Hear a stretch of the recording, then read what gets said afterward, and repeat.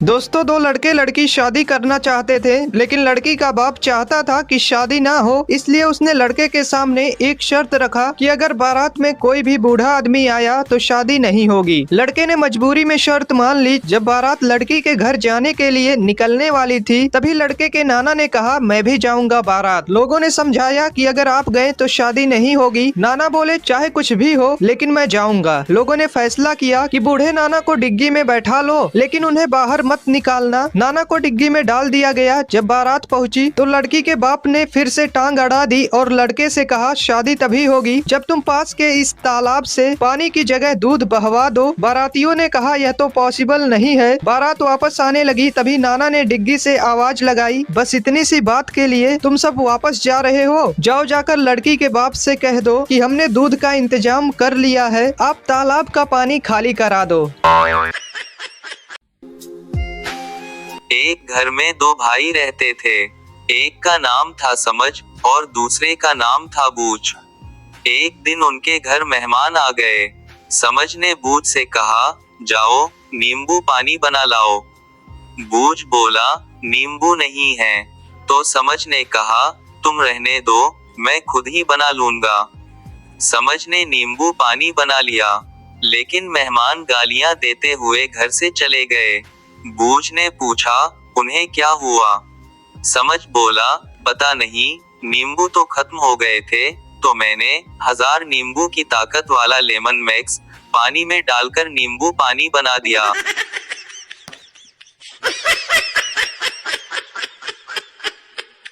ने ली अंगड़ाई और निकाल ली आपने रजाई। आइसक्रीम से हुई लड़ाई और मूंगफली घर में आई। शरबत से मुंह मोड़ लिया, चाय से नाता जोड़ लिया, और जरा सी ठंड क्या पड़ी, आपने तो नहाना ही छोड़ दिया।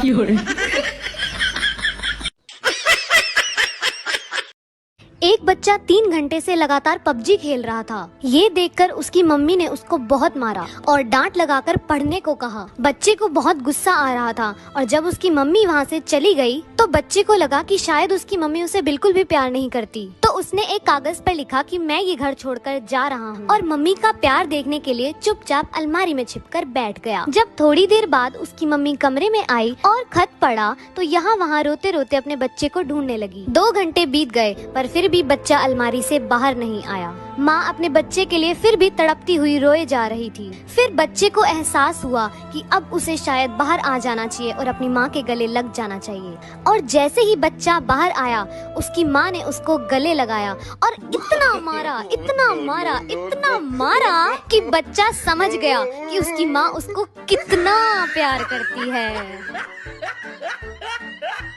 उन्हें हाथों में चूड़ियाँ पसंद है और मैं घड़ी पहनती हूँ। उन्हें सर पर रखी चुन्नी पसंद है, मैं टोपी पहनती हूँ। उन्हें गले में रेशम की माला पसंद है, मैं मेडल पहनती हूँ।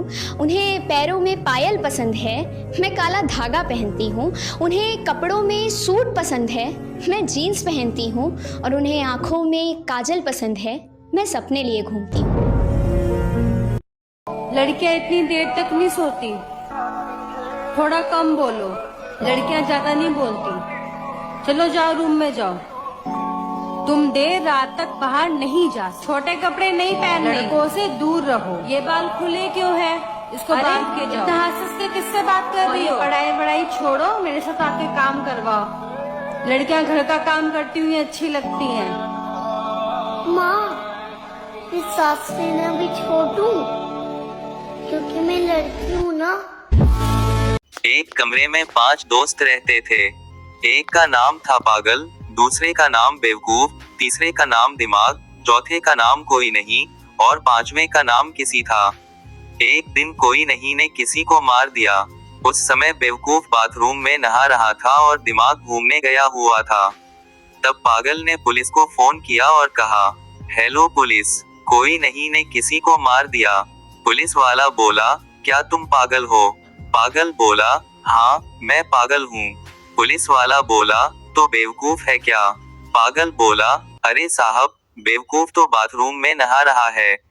पुलिस वाला बोला, और तुम्हारे पास दिमाग है क्या? पागल बोला, अरे साहब, वो तो घूमने गया हुआ है। यह सुनकर पुलिस वाला बेहोश हो गया।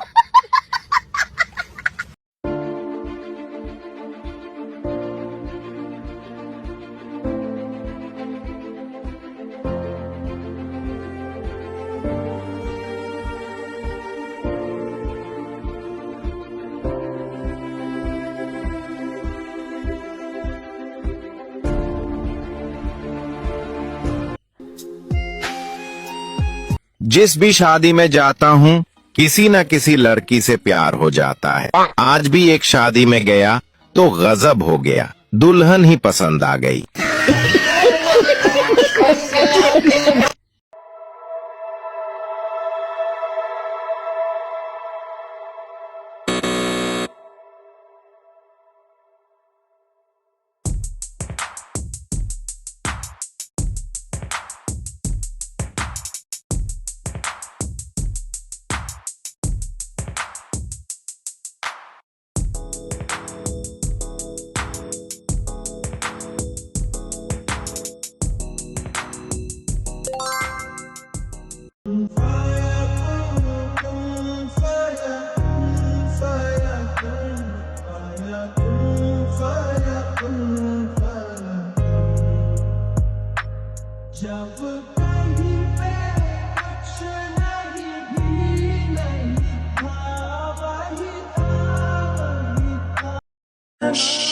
तुम लड़की हो, इतनी जोर से मत हंसो।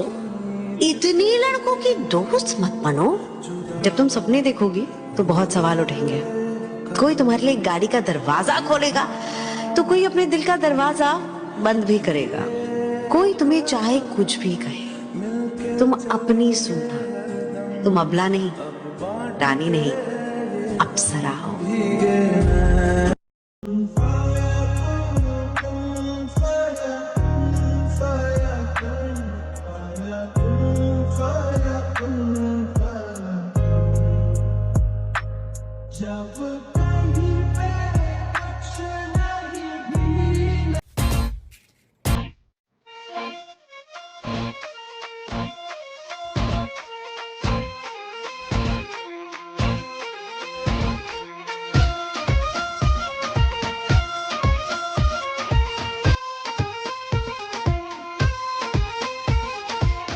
इकलौता मेरा दिल था, भोला भाला सिंपल था, तुझसे मैं टकराया